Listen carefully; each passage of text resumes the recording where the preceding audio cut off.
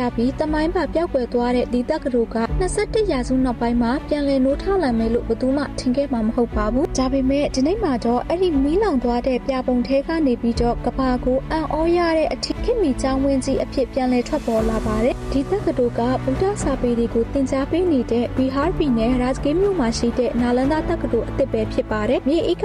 455အတွင်းမှာရှိတဲ့နာလန္ဒတက္ကသိုလ်က Net Zero Campus တဘာဝပတ်ဝန်းကျင်ကိုထိခိုက်မှုလုံးဝမရှိစေတဲ့တက္ကသိုလ်တစ်ခုပဲဖြစ်ပါတယ်။တက္ကသိုလ်ဝင်းထဲမှာရေကန်ပေါင်း100ကျော်ရှိပြီးနေရောင်ခြည်စွမ်းအင်ကိုအသုံးပြုပြီးတော့လျှက်စစ်တပ်အားကိုကိုယ်တိုင်ထုတ်တဲ့ကိုပိုင်ရေစိုးသန့်စင်ရေးစနစ်ကိုတပ်ဆင်ထားပါတယ်။ရှေးဟောင်းနာလန္ဒတက္ကသိုလ်ရဲ့ဒီဇိုင်းအတိုင်း inspire ယူထားပေမဲ့ခေတ်မီနည်းပညာတွေနဲ့ဆောက်လုပ်ထားတာပဲဖြစ်ပါတယ်။နာလန္ဒတက္ကသိုလ်ရဲ့တမိုင်းဝင်ပြန်လည်နိုးထမှုမှာမြန်မာနိုင်ငံရဲ့အခမ်းကဏ္ဍကလည်းအလွန်ကိုမှကြီးမားလာပါတယ်။နာလန္ဒတက္ကသိုလ်အသစ်ပြန်လည်တည်ဆောက်ဖို့အတွက်2009ခုနှစ်မှာကျင်းပခဲ့တဲ့အရှေ့အာရှထိပ်သီးအစည်းအဝေးပွဲမှာမြန်မာနိုင်ငံကအစောဆုံးလက်မှတ်ရေးထိုးပြီးတော့ထောက်ခံခဲ့တဲ့နိုင်ငံတွေထဲမှာတနိုင်ငံအပါအဝင်ပဲဖြစ်ပါတယ်။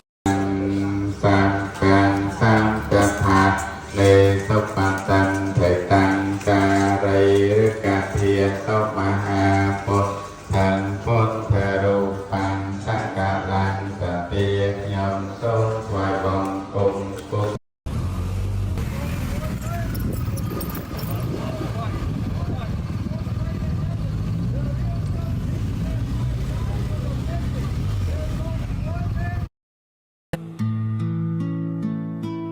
Step by step beneath the sky, we walk with hope, you and I. Let the anger fade away.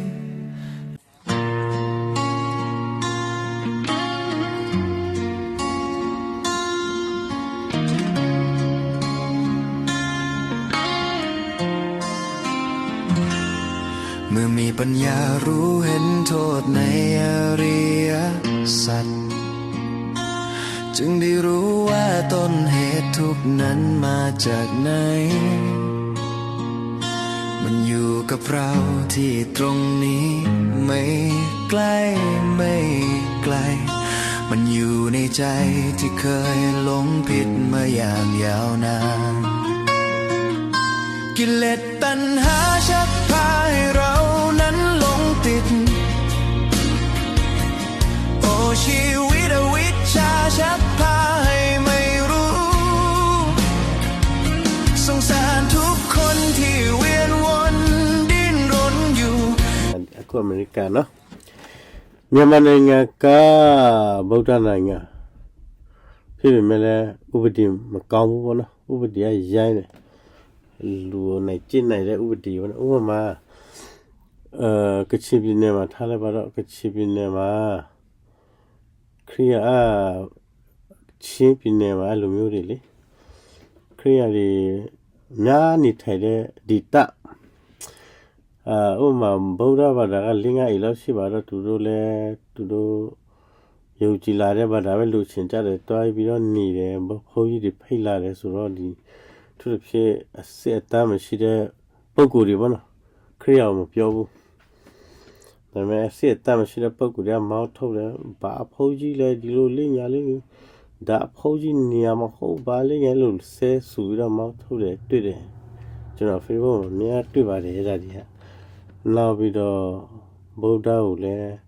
လက်ကွဲပြီးတော့ဗုဒ္ဓဘာသာရဲ့ခွေယူပြီးတော့လောက်ကြတဲ့လူလည်းရှိပါတယ်ဒါပေမဲ့အဲ့ဒီသူဖြစ်တခြားဘာသာယုံကြည်တဲ့လူတွေလည်းသူဘုန်းကြီးကိုအမြင့်တက်တီစကားပြောလာတယ်လည်းတွေ့ပါတယ်အများကြီးပဲပေါ့နော်ဒါစစ်တမ်းရှိတဲ့လူတွေအခုဒီ USA မှာခုကမ္ဘာငင်းချမ်းရေးဆိုတဲ့ဘုန်းကြီးလာလျှောက်တာဒီနိုင်ငံကြီးတဲ့ကဧကလေးဒီလူဖြူလူမဲပေါ့နော်သူတို့ကခရစ်ယာန်ပဲဒါပေမဲ့ဒီလဆရာတော့ယူသားတယ်ဖြူစင်တယ်မာကရဲလာစင်ပဲဆိုသူတို့ပြီးတော့လိုက်ပြီးတော့ဖိတ်ခေါ်တယ်ကြိုးဆိုတယ်ပြီးတော့ဒီလိုဗုဒ္ဓဘာသာယုံကြည်သူတကယ်လို့အေးချမ်းနဲ့လုပ်ပြီးတော့ဟိုးကချင်ပြည်ထဲမှာကချင်ပြည်နယ်ထဲဝင်တော့လည်းလူငင်းချင်းတောင်းတွားလို့ရှိတော့ဂဲနဲ့ထုမလားဒုံနဲ့ရိုက်မလားဖြစ်မယ်ကျွန်တော်မြန်မာကဒီဘာသာရေးပြိပခလဲတီထွင်တယ်ခလဲအစိုးရ မြန်မာဆိုရပါနော်ဥပဒေလည်းမရှိတဲ့နိုင်ငံဆိုတော့ဘာခွင့်ရမှမရှိဘူးလိုက်ပြောမြူစီတဲ့အုပ်စုကလည်းလူမိုက်တယ်အဲ့လိုဖြစ်တော့ဒီနိုင်ငံမှာအဲ့လိုမရှိဘူးပေါ့နော်ဒီမှာ welcome ပဲအခုဒီကျွန်တော်တွားပြီးတော့နားထောင်တာကလည်းအခြားဘာသာမဆွဲထည့်မဖြူတော့သူတို့ရဲ့တရားဟောတဲ့ဆရာတော်တွေပေါ့နော်ခရစ်ဆရာတော်တွေဖြစ် GBC ဖြစ်ပေါ့နော်သူတို့ဟာလည်းပဲသူတို့ပြောလိုက်တော့ကောင်းတယ်လို့ပဲကျွန်တော်မြင်တယ်မဟုတ်ဘောနော်အခြားဘာသာတွေဆွဲထည့်ရရိုက်နဲ့စကားနဲ့ဆူဆဲလိုမျိုးကလေးတွေအဲ့လိုမျိုးတွေးခွဲအောင်လဲတရားဟောပြတဲ့ချင်းတင်းတော်တွေကျွန်တော်ကြားပါအများကြီးပဲအဲ့တော့ဒီလိုအမေရိကန်ရဲ့ policy ဆက်ဆောင်လက်ကြည့်ကြပါလားပြောချင်ပါတယ်နောက်ဒီလူဖြူလူမဲတွေကကျွန်တော်ဗုဒ္ဓရဲ့ယုံကြည်တဲ့စနစ်ပဲသူတို့လည်းယုံပါတယ်တွေ့တာလေသူတို့ကားနဲ့ဥမလာပြီးမှရောက်တယ်ဘုန်းကြီးတွေလာဆောက်လာတဲ့ဘုန်းကြီးတို့မြင်တဲ့ကားရပြီးတော့ထိုင်ကတော့တယ်ချစ်ခိုးတယ်ပန်းနေလက်ဆောက်ပေးတယ်နှုတ်ဆက်တယ်အဲ့လိုပေါ့နော်ဖြူစင်တဲ့စိတ်တွေအဲ့လိုပဲနှုတ်ဆက်နေကြတယ်ရှိတဲ့ဆဆတွေလည်းပေးပစ္စလည်းပေးတယ်ဒါပေမဲ့ဘုန်းကြီးကလက်မခံတယ်ပစ္စကလက်ခံတာအဆငပြောဒီတို့